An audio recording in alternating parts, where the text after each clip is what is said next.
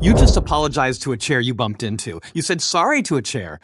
And the worst part, it didn't even feel weird. You apologize when someone bumps into you. You apologize for asking a question, for taking too long to answer a text, for needing help, for crying, for being too much, for being not enough, for existing in a room where someone else seems uncomfortable.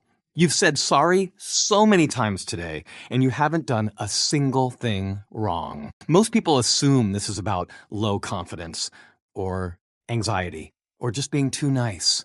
But none of that explains it, because the people who over-apologize the most are often the most self-aware, the most capable, the most emotionally intelligent people in the room. So what is actually going on? The answer has nothing to do with confidence. It has everything to do with what happened before you were old enough to realize something was happening at all. Meet Jordan. Not someone who lacks confidence. Jordan is actually really good at their job. Not someone who is always anxious. Jordan has close friends, a full life. But Jordan apologizes for everything, for being 5 minutes early, for disagreeing, for existing near someone who looks slightly unhappy. And for years, Jordan called it being considerate, called it empathy, called it kindness, until one conversation changed what Jordan thought that word meant. Jordan's therapist said something that took days to settle. She said, "The sorry isn't about manners, it's about safety." Jordan had never thought of it that way. An apology as a safety strategy, not a social nicety, not a reflex of kindness, but something the nervous system learned to do when it felt threatened. That reframing changed everything. Because if the sorry is about safety, then somewhere, at some point, Jordan's nervous system decided that just existing was dangerous enough to apologize for. Here's the part that makes this more than just a personal story. Psychotherapist Pete Walker, who spent decades working with trauma survivors, gave this pattern a name. He called it the fawn response. Fight, flight, freeze. Fawn is the fourth one. The one nobody talks about, because it doesn't look like fear. It looks like being nice. And that's exactly what makes it so hard to see in yourself. And here's what makes it complicated. Every time Jordan apologized unnecessarily, it felt like the right thing. It felt like empathy, like consideration. People around Jordan noticed it. You're so thoughtful. You're so easy to be around, which made it even harder to question. Because how do you question something that everyone is praising you for? How do you look at a behavior that looks like kindness and ask, what is this actually protecting me from? But here's what Jordan didn't know. And this is the part that changes what's possible, not just for Jordan.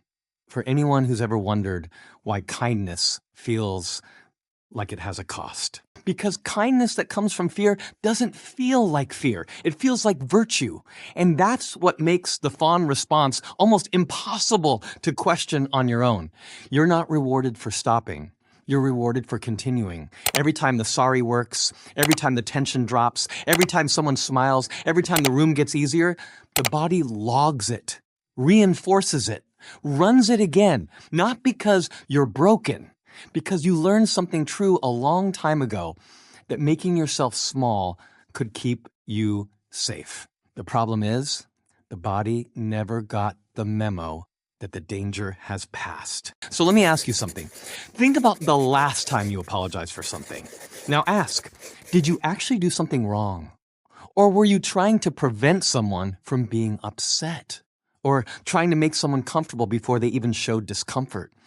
There's a difference between accountability and appeasement. Accountability says, I made a mistake, I want to make it right.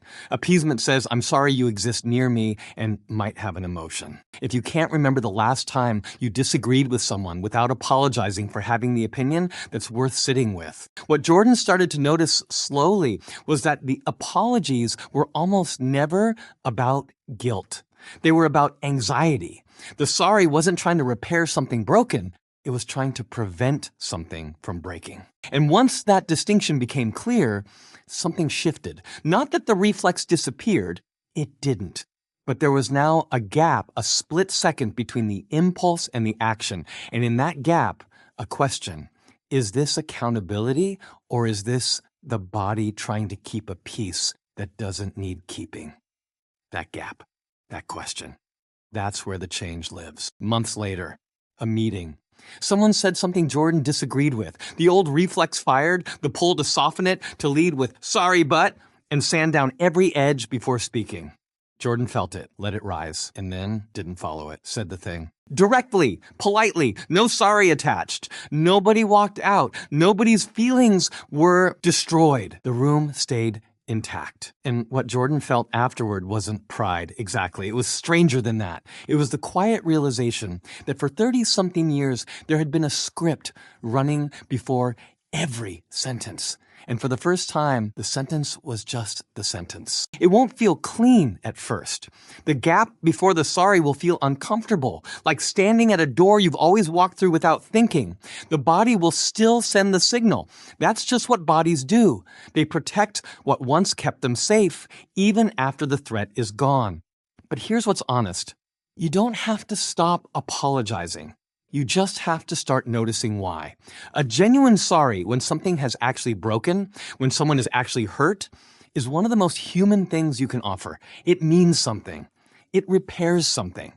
But a reflexive sorry, the one that arrives before a thought, before a conflict, before anything has even happened, that one is worth a second look. Not with shame, with the kind of curiosity you'd give to something you found interesting, because that's what this is. You are not broken. You are interesting. So here's the only thing worth keeping. The sorry that costs you something, the one that fires before there's even a conflict, before you've assessed whether anything went wrong, that sorry is a signal, not a flaw, a signal. It's telling you that somewhere in the body, there's still a part of you that learned making yourself small was the price of staying safe. You don't owe that part a lecture. You owe it the truth. The room is different now. You are allowed to take up space. You always were. If this resonated, subscribe. More videos like this when they're ready. And drop a comment. When was the last time you said sorry and knew you didn't need to?